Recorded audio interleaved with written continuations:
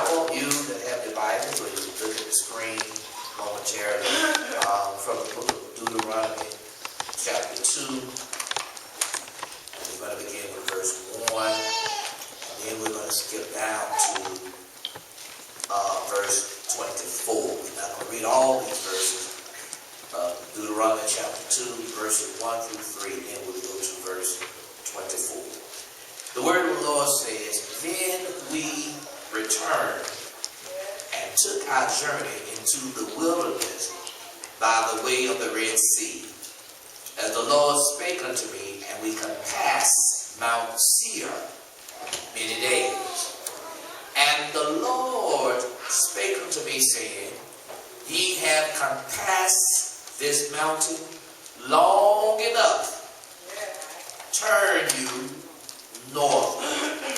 Then let's skip down to verse 24, writing of Moses in this great book that says, "Rise ye up." Now the Lord is speaking in all these verses. Moses is giving us what the Lord said. "Rise ye up, take your journey, pass over the river Arnon. Behold, I have given into thy hand Sihon, the Amorite king, king of Heshbon, and his land. Begin to possess it, and contend with him in battle." The word contend, that means to fight. Verse 25, "This day will I begin to put the dread of thee and the fear of thee upon the nations that are under the whole heaven, who shall hear a report of thee, and shall tremble and be in anguish because of thee." I want to use for a subject just two words. The subject is fight on. Come on and just repeat it. Fight on. Just look at your neighbor and tell him, fight on. Now, as you look at this text today, God bless Minister Foster again. He knows he can come to the pulpit anytime he wants to. He likes to sit with his wife and family. Say amen for him. Amen. Glad to see young people, young families. Yes. That's worth mentioning, y'all. Yes. The African American family that have a husband and wife and the children. Say amen again. Yes. In this text, Moses is giving some instructions from the Lord to the nation of Israel. And in chapter 2, he kind of reflects even some things that have taken place in the past. Now, 38 years ago, and it is 38 years prior to the time of Deuteronomy chapter 2, God had told the Israelites that they had dwelt in Mount Horeb long enough, and it was time to move. You can read that in Deuteronomy chapter 1. Also in Numbers, I think it's around Numbers maybe chapter 14 or 15. So he told them that 38 years ago. But in our text of today, God speaks to them again with similar words by telling them that they had compassed Mount Seir. Not Mount Horeb this time, but Mount Seir, which meant they had circled around this mountain for a number of years. Matter of fact, the Lord said, long enough. And once again, the Lord tells them it is time to move on. Somebody says it's time to move on. This message is kind of tied into last Sunday's lesson. Yeah, it's tied in, but this is 38 years later. For 38 years, these people had traveled in circles because of their unbelief and rebellious ways. For 38 years, they had made little or no progress. For 38 years, they had suffered unnecessary pain. Y'all hear what I'm saying here? Now, you see, these people were in a holding pattern. Somebody ever say holding pattern? I don't do a whole lot of flying. I'm not so crazy about it, but as I get older, I think I'm going to start catching the plane a little bit more because driving these long distances is not working out as well as it used to. But I learned that sometimes when you're flying, and I heard a preacher say this once, that he was flying to New York City. He was scheduled to preach in the 5 o'clock, 6 o'clock service Sunday evening. Coming from somewhere on the West Coast, I believe. And his flight would have to take him through Denver, if I'm not mistaken. And when he got to close to Denver, he noticed that the plane was circling the city. Got a little worried, got a little upset because he was anticipating the plane to land, that he could get off that plane and take another flight on into New York City. So he's noticing the plane is circling. It's going around the city of Denver. And so the man that was sitting next to him, he said, why would not land? We just continue to just circle around the city. And I've got to catch a flight, another flight, that I can be on time to preach this evening.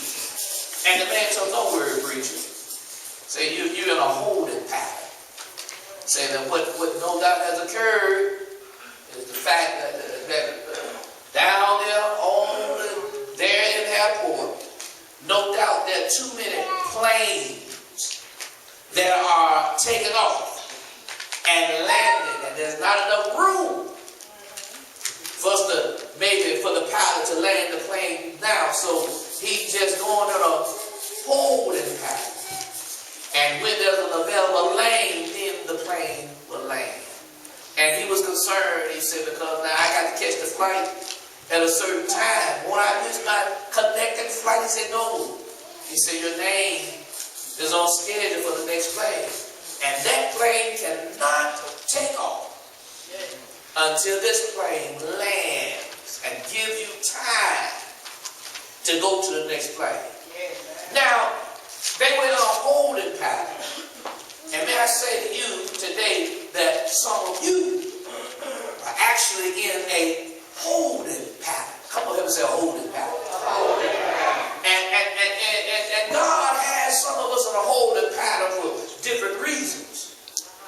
Sometimes there are desires that we have for promotions and desires to move and to do other things. And sometimes in your prayer, the things you ask God to do for you, it seems like God is so slow in moving on your behalf. But you got to remember that God knows everything. Yes, he does. That God can see what you can't see. God knows your future. Come on, y'all. And God knows that if he take you out the holding pattern too quick, amen, and some of us going to mess up some things. Because we'll try to handle things on our own. Y'all come on, say amen. And so he has you in a holding pattern. So don't you worry. Because if you prayed about a situation and it's according to his will, your prayer ought to be according to his will. If you prayed about it, and there's some things you already know are in the will of God. Amen. It may not have happened yet, but just hold on. God is going to come in due time. Does anybody believe that? Come on and give God a praise for a moment. Hallelujah. Come on and shout hallelujah. But then I am not quite through with this holding pattern. Because there's some more of you that are in a holding pattern. It's not so much that God has put you there because the runway has not cleared yet. Some of you in a holding pattern because of your own doing. You see, the children of Israel were in a holding pattern for 38 years because of their own disobedience and rebellious ways. Do you not know that the route or the time to travel from Egypt, Moses brought them out of Egypt and was taken into the promised land. Do you not know that the time from Egypt to the promised land was a short distance? It was just a matter of days, as a matter of fact. And so God, in leading them, you've heard me preach many time that the shortest route was a northeast route. But God took them into a southern route that was going to turn eastward. But it caused them to go between two mountains. And they ran right into the Red Sea. God knew what he was doing. Because the scripture lets you know in the book of Exodus chapter 16, they use the word, the King James Version, although it was near, speaking of that northeastern route, God knew that if they'd gone that way, they would have ran into the Philistines, and they were not ready for battle. So he took them another way, which was going to be longer. But let me tell you this, God has something in mind. He knew that if they went northeast, they would get to the promised land within a matter of days. But let me take them south, so I can teach them, amen, that I'm an all-powerful God. So I can show them that Pharaoh is nothing for me to handle. But not only that, when they got across the Red Sea, God was not ready for them to go to the promised land immediately. God took them out in the wilderness so that he could humble them, so that he could teach them, so that they could receive his word. And some of you who are in, you're so ready to move, you're ready to jump on anything, you're ready to fly here, go there, go everywhere. And the Lord said, you need to sit down, you need to be still and hear my word. That's what God had for Israel. But let me tell y'all something. God only intended that they be in the wilderness for 2 years. How many years? 2 years. That sounds like a long time, but it really was not. That 2 years is nothing compared to 38 tacked on to it. That's when we get the 40 years. See, 38 years ago at Mount Horeb, where Moses got the 10 Commandments, he told you, been here long enough, take the land. But we talked about it last Sunday. They rebelled. They did not believe. So now they got the circle. They're in a holding pattern. Everybody say holding pattern. 38 years in a holding pattern. Now I'm trying to declare to you today that some of you are in a holding pattern because of your unbelief. Because of how you act. Because of what you do. And guess what? You suffer unnecessary pain. Come on and say amen. Somebody help me by saying amen. God never intended for them to be in the wilderness for 40 years or the extra 38 years. I want to tell you today, it's up to you how long your holding pattern will last. I just believe He has blessings ready to pour out on us. But some of us are not ready to receive the blessings. I know we want to hear messages that God won't give me a new Cadillac, new Mercedes, house on the hill, swimming pool behind it. Come on, y'all. God got everything. All I got to do is speak a word, speak into the atmosphere. And God will hear my prayer. But the Lord is saying to you that some of you are not ready for my blessings. Somebody tell God thank you. Somebody ought to tell God thank you. So God have to let us circle for a while. Have to keep us in the same place for a while. He have to give us the test again. 38 years ago, he gave them a test. They failed the test. You remember the 12 spies, 10 gave an evil report. How many of y'all remember that? But Joshua came and said, we can take the land. But because of the 10 evil spies, 3 million folks failed the test. And it's just like, my profession, I taught school for 25 years. And sometimes the students don't pass the test. And guess what happened? When they fail the test, sometimes they repeat the grade. Come on, y'all. That's a whole pattern y'all don't want. If you in the 10th grade, you won't go to the 11th grade next year. Some of y'all know you've been playing in school. If you've been playing in school, you're going to be in a holding pattern. You go right back to the same grade. Come on, y'all. And the teacher teach it all over again. And guess what? The teacher give you the test again. Sometimes when the teacher gives you the test again, it's the same information, but his word is different. Sometimes, amen, in this walk of life, God have to give us the test again. We failed the test. So he gives us another test. And sometimes the test is really dealing with the same stuff. But God will reword your test.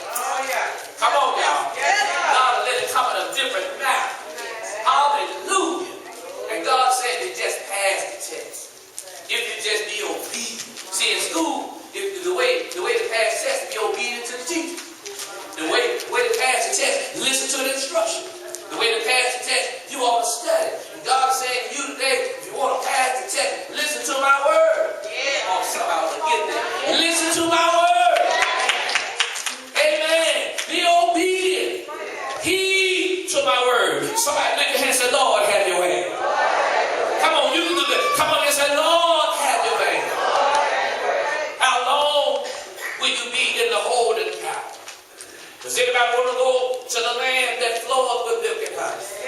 I'm talking about prosperity. Amen. Better days. Anybody need better days are ahead? I said, does anybody need better days are ahead? God told the children of Israel, I want to give you cities that you didn't build, houses full of good things you didn't feel. I want to give you vineyards you did not plant. Well, you did not need. God had everything that they needed. Somebody say amen. Come on, everybody say amen. But listen, my message today has the subject, fight on. Somebody ever say fight on. Fight on. And the reason for that, you need to know that the promised land is not heaven. I know in some of the songs when they're reading about, when they're singing about the promised land, and many people think about the promised land being heaven. You got to know that up in heaven, there are no fights up there. There are no troubles in heaven. Come on, y'all. So God's promised land to his people, it did not symbolize heaven necessarily, but it did symbolize the blessings of the Lord. It symbolized going higher in the Lord. Come on, y'all. Because listen, when they got to the promised land, they had to fight in the promised land. Yeah. Hallelujah. And God has already told there's 7 nations over there that are mightier than you are. But even though they were mightier than the children of Israel were, God let them know I got your back. God let them know you are victorious. God let them know that you will win. I want to know, are there the winners in the house? Anybody believe that you are an overcomer? Why don't you lift your hand and say, Lord, I thank you. Come on and say, Lord, I thank you. God gave me this message because as I began to talk to the Lord and begin to look at what has been going on lately in the church world here, little divided and among the church. Look like we're getting news, bad news, day after day. Hearts have been broken. Amen. Some of you are sitting here today, there are family issues you're dealing with.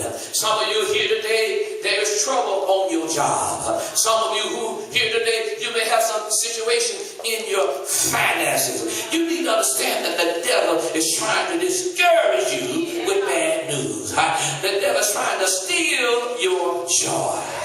For the joy of the Lord is our strength.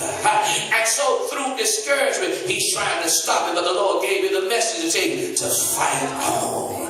Come on, look at the neighbor and tell them to fight on. You got to know that you're in spiritual warfare. Amen. When the devil can't get you to go out to the streets and get you a drink or to do drugs, amen. Amen. To cheat and to steal. He will come to you with trouble. He will come to you with giants in your life. So you got to know there's a war going on. Are y'all still here? I said there's a war going on. And it is a spiritual war. We must understand what spiritual warfare is. You need to know you're not fighting against flesh and blood, but against principalities and against powers and spiritual wickedness in high places. So when your boss mistreats you or family members abuse and misuse you through words, amen, trouble around you, it's not your boss, it's not your family member necessarily, but it's that spirit that has greatly influenced them to say what they are saying. Y'all ought to say amen. So the next time, I don't know, I ain't talking about nobody, but if I am talking about you. The next time, ladies, your husband, amen, gets upset with you, you get upset with him, and you know he said something he ought not have said, amen, even did something that he should not have done. Don't pick up the frying pan and hit him upside the head. Instead of hitting him, why don't you plead the blood of Jesus? Why don't you tell Jesus about your situation? Why don't you ask him to deliver your husband? Come on, y'all. Deliver my husband. Change his situation. And while you're praying that he change his situation, ask him to change your situation. Because most times when folks are falling out at home, both parties got a part in it. 80% 80% his, but you still had your 20% in it. And so you need to say, Lord, help me. Help me to change. Help me to love him more. Help me to be kind. Hallelujah. Hallelujah. Lift your hand and just shout, Lord, have your way. Come on, say, Lord, have your way. See, the enemy does not want you to enjoy good health, prosperity. He does not want you to have a sound mind and peace of mind. He does not want you to have joy and happiness or closeness with God. He certainly does not want you to have the anointing. So ultimately, he's fighting to break up your relationship with God. He wants you to lose heart and become discouraged. He wants to take the fight out of you. Lift your hand against the Lord, have your way. Come on again and say, Lord, have your way. So the Lord was saying for a second time, after 38 years, it's time to move. And as he began to deal with them, if you keep reading the chapter, he gave them instructions through verses 4 through 23 that we did not read. Not to fight the children of Esau, the Moabites, and the Ammonites. He told them just pass through their lands peacefully. And the reason for this, the children of Esau, the Moabites, and the Ammonites, they were related to the Jews. All of them were tied into Abraham. Come on and say amen, everybody. Come on, everybody, say amen. And I thought about that thing and I said, do you know that the folks around you, amen, family members who don't know the Lord, do you not realize that many folks around you are blessed because of you? Come on and say amen. God told Israel, don't you bother those folks. Just go through there peacefully. And not only that, but in the land, in these lands, the land of the Ammonites, there were some giants that were there. Matter of fact, the Ammonites called them the Zamzumarims. And the Lord said that these people were great, they were many, they were tall as the Anakims. But the Lord destroyed these folk before them. And I just looked at that thing, even though, amen, the children of Mount Seir, the Edomites, the Ammonites, and the Moabites, even though they were not God's chosen people as such, but because they had a connection with Abraham, God blessed them. God destroyed their giants.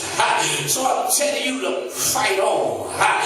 Fight on in prayer for your relatives. Amen. In other words, fight by praying. Keep on praying for your grandmama, your granddaddy. Keep on praying for uncle, amen, and auntie. Keep on praying for them baby kids, those nieces and nephews. Come on, y'all. I'm talking about Rokhania and all the Nias. Y'all know we got some names in the African American community. Pray for all the Nikas. Come on, y'all. Junebug. Say a prayer for Junebug. Tell the Lord about Junior. He may not be saved, Lord, but he's connected to me. And I love him. Lord, fight the giants for me. Why don't you tell God thank you? Come on and tell God thank you. Come on, everybody, tell him thank you. So Lord told him, don't bother those people. Don't bother, I bless them. But you go on. So when we get to the end, or close to the end of chapter 2, the Lord began to speak to them about the Amorites, not the Ammonites, but the Amorites.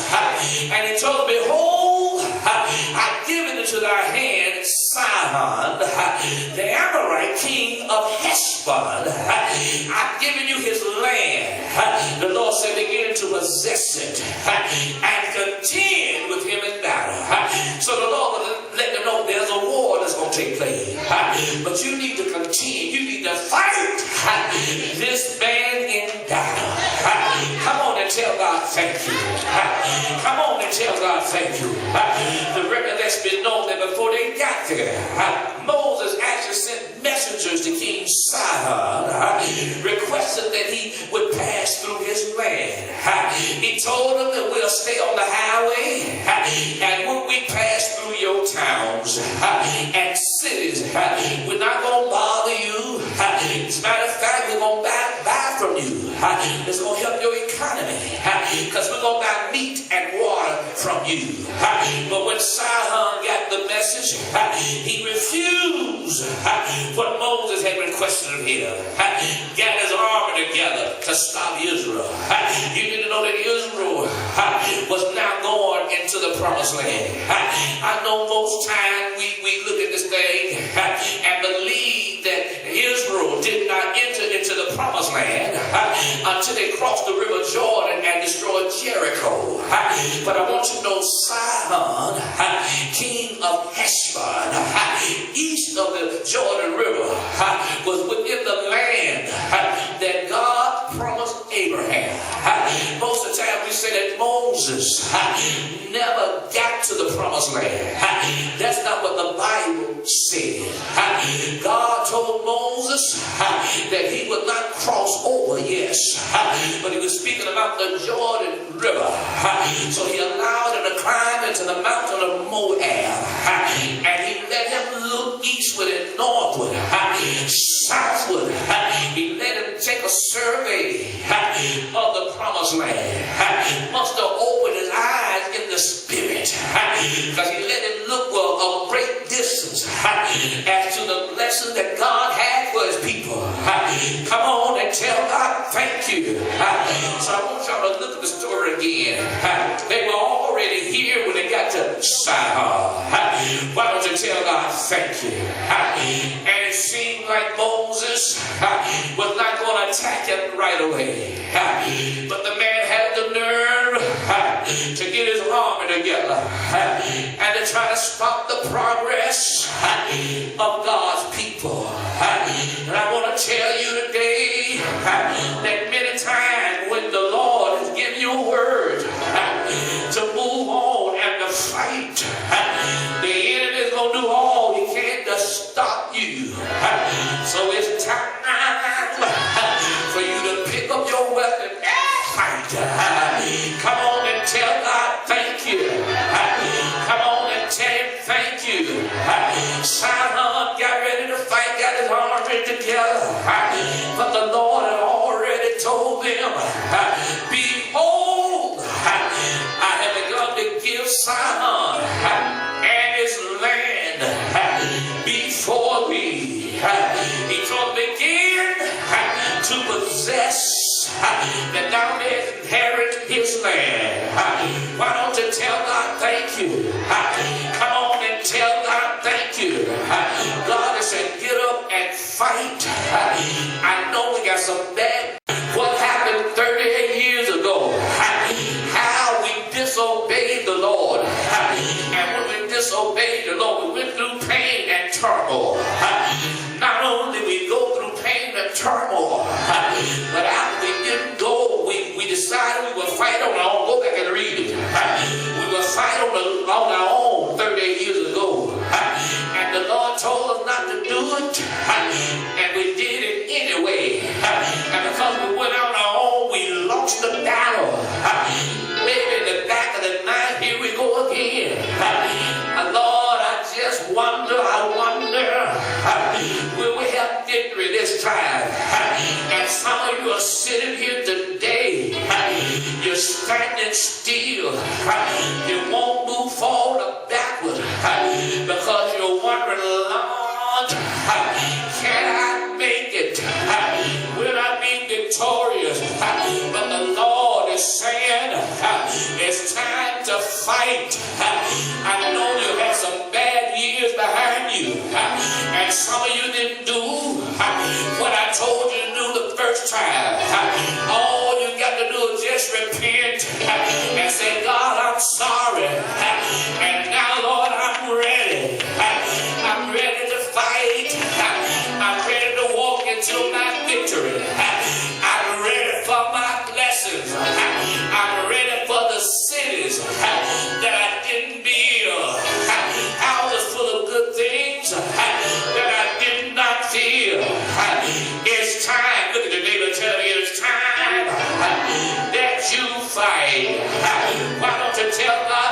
thank you. Come on and tell him thank you. Let me talk to you for a moment. We've been going through some trouble here lately. The devil has been attacking Little Valley. The devil has been attacking the church. Many of us are grieved because we lost loved ones. But you need to remember that in this life, that all of us gonna have to die. And if you don't want to see nobody else die, then you have to die yourself. I told the Lord 2 years ago, I said, Lord, I'm tired of going to funerals. I'm tired of preaching funerals. My heart is broken. And the Lord told me that if you live, if I let you live, you're going to go to more funerals. You're going to preach more funerals. It's a part of life. I want y'all to look at the children of Israel. In the 38 years they circled, they were in the holding pattern. Folks were dying every day because 38 years ago, because of their rebellion, God spoke a word and said, because you rebelled against me, everybody that's 20 years old and older will die before you go into the promised land. You had about 3 million folks then. Maybe every day they had a funeral. Hearts were broken.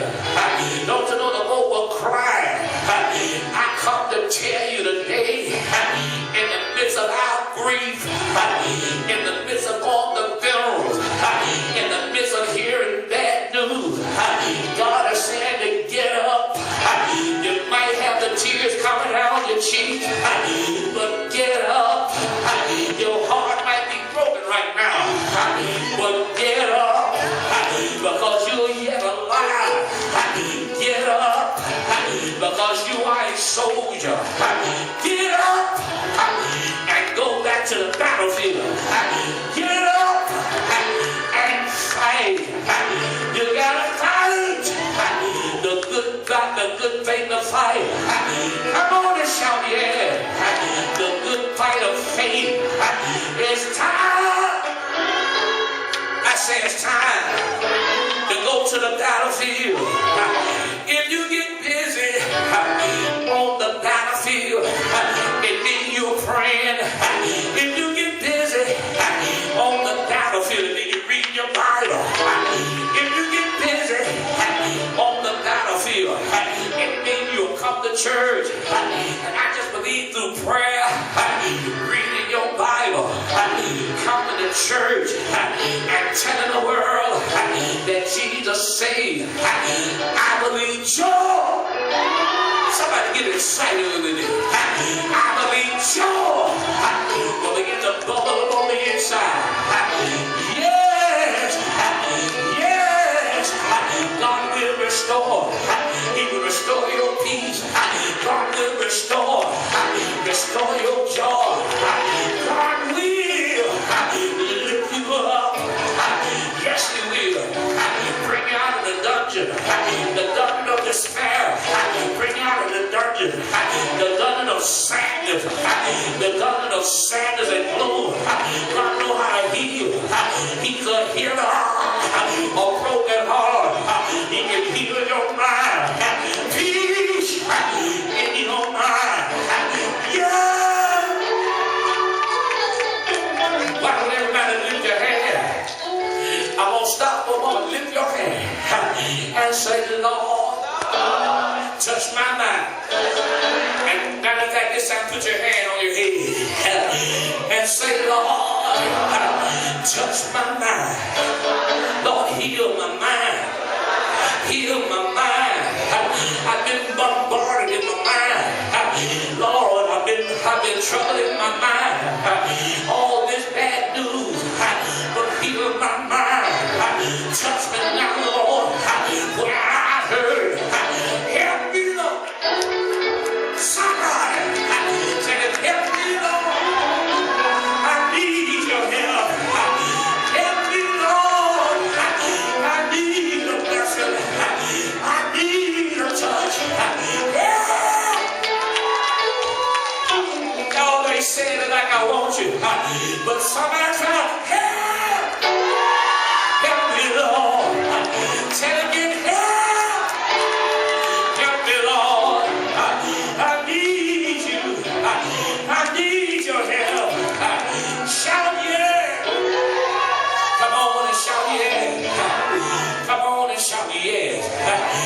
to know that when they went to Heshbon, where King Sihon was, that Sihon was a giant. And not only was he a giant, but the nation of the Amorites, they were all giants. How do you know, preacher? The Bible tells us in Amos 2:9, God said, yet destroyed I the Amorites before them. In other words, he was saying, I destroyed the Amorites, whose height was like the height of cedars, and he was as strong as the oak. Yet I destroyed his fruit from above thee. When you think about the cedars of Lebanon and the oak trees, those are trees that are up in the air, which tell me that the Amorites, Sihon was giant, but the Lord said, I destroyed them. So the Lord was saying to Israel, and saying to you today, I know there are giants in front of us, problems that are too large, that seem unstoppable, problems that are too big for us to handle. But God is yet saying, get up and fight. Fight the giant. Come on, help me to preach. I said, fight the giant. Fight the giant that destroyed your home. Come on, say, fight the giant. Fight the giant that's attacking your children. Come on, say, fight the giant. Fight the giant that's trying to destroy your health. Come on, say, fight the giant. Fight the giant that's trying to destroy your finances. It's time to get up and fight that giant. Get up and fight him that's trying to stop you from going to the promised land. I know he's stronger. I know he's bigger. I know he's mightier than you. But the Bible said in 1 John 4:4, greater is he that is in you than he that's in the world. God will give you power. Give me some power. Power to fight the devil. Power to fight the giant. There's a power that's on the inside that will guarantee the victory. A power that will let you stand up against the devil. I told you last Sunday that when David fought Goliath, he went out and met the giant and told the giant, you come against me, you come and you defy the God of the arms of Israel. I come against you in the name of the Lord. Look at David, even though Goliath had his battle gear on, Goliath had a shield so large until the armor bearer ran out in front of him. But Goliath was no match for God. David got a sling, put a rock in the sling, wound it up through the rock. It went over the shield and hit the giant in his head. And the giant was knocked out. David took Goliath's sword and cut the giant's head off. I told y'all last Sunday, when the giant tried to stop you from going to the promised land, you all say, let me get my sling. Where is my sling? Where is my sling? I gotta rock with you, devil. I gotta rock with you, giant. Shout it! Come on, lift your hand and just tell God thank you. Hallelujah. Somebody say, fight on. Come on, you say, fight on. I'm getting ready to close, y'all. But listen, the Bible said in verse 33, and the Lord our God delivered him. Speaking of Sihon. And we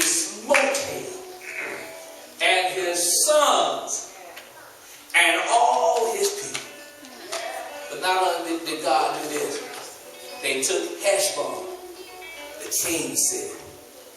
They took all the other Amorite cities.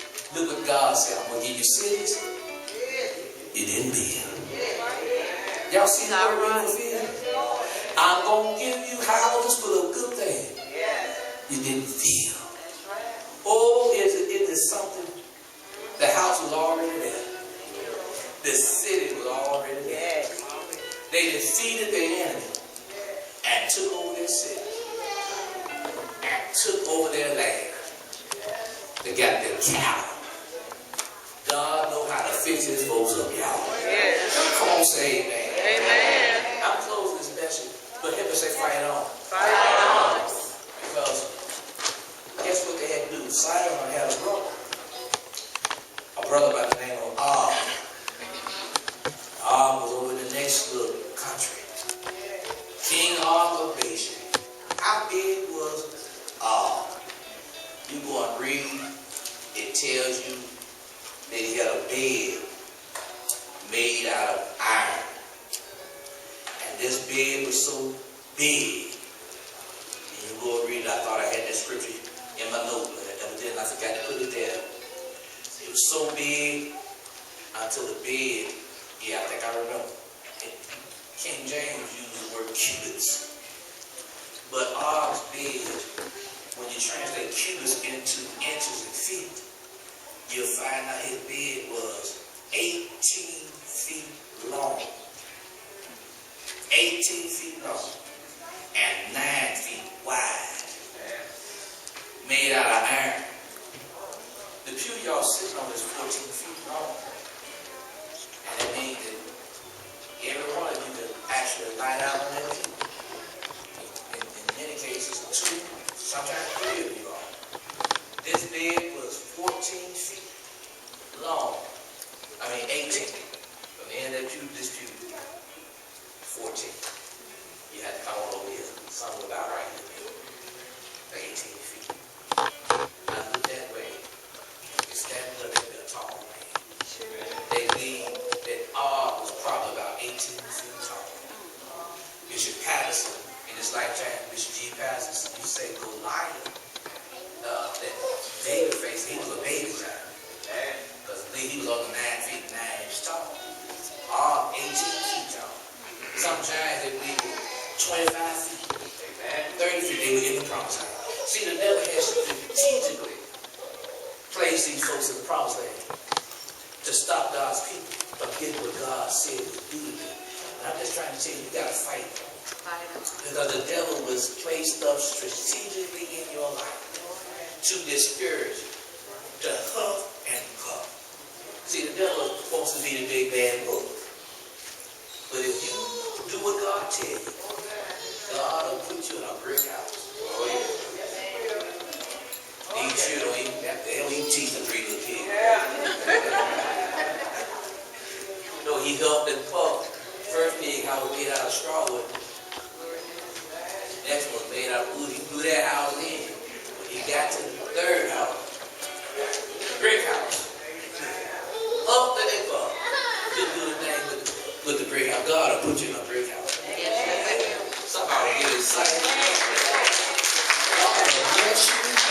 You know God will bless you. But we got to live the way God wants us to live. We got to do what God wants us to do, y'all. Say amen. Amen. I wanted to encourage you today. I'm getting ready to stop. It's time to make stop. I can say more. But I will say this, Og was no match for them. And just like God defeated and gave them the strength, gave them what to do for silence, they took Og out and got all his property. And then Moses began to assign some of the tribes. It was Manasseh, was one of those tribes. Some of the land on the east side of Jordan. But the fight was yet there because they had to cross over to the west side and keep fighting. I'm saying you, they keep fighting. Y'all hear what I just said? Keep fighting. Don't give in. This message is for me too, y'all. My heart is broken. Some things I want to see for little value. The Lord, like it ain't coming through. Doing this like it ain't, this ain't happening. So sometimes I have to go back to the word of the Lord. The Lord got to tell me to fight on this pastor. Stand with me, everybody. Come on, stand with me, everybody. Hallelujah. Hallelujah. Fight on. Now, listen to me. If you really want to be victorious, you have got to have the help of the Lord. Yes.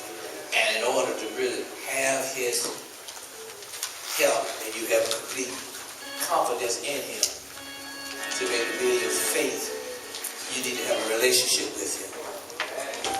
If you rebel against the Lord, you cannot eat the good of the land. The promises of God are really promised to the believer. Now, he blesses folks who are not saved. The mere fact you are alive is a blessing from the Lord. The Bible said he reigns on the unjust as well as the just. So he's been good to you. But yet, there's some things that you're really not going to enjoy until you come to Jesus. If you're not saved today, I first want to make the appeal to you to let the Lord come into your heart. Let him come into your life. That the Lord can really deal with you in the manner that he wants to. Israel, 38 years prior to what we read in our text, were disobedient. They had angered God, and the wrath of God was poured out on them. Don't let that be you, that the wrath of God be poured out on you. But why not come to the Lord? Let him save you. Let him deliver. Close your eyes for a moment. Everybody, close your eyes. Close your eyes. Close your eyes. Everybody. Hallelujah. Those of you that know